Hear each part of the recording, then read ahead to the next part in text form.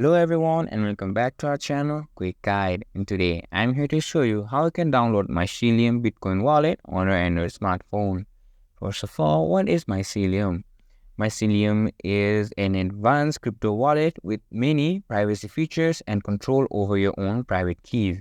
Mycelium is also considered one of the most safest options available for crypto wallet. So to download Mycelium app in your Android smartphone, you need to make sure that your Android device is connected to a stable Wi-Fi connection.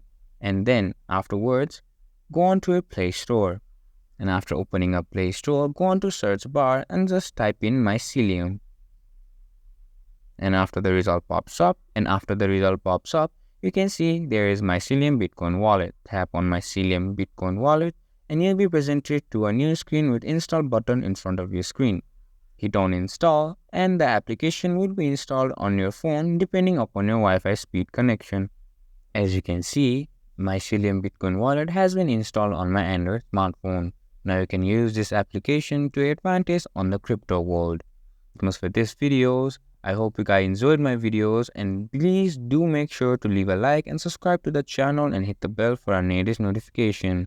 And don't forget to drop a comment for more reviews and more content like this. Thank you guys for watching. See you in our next video.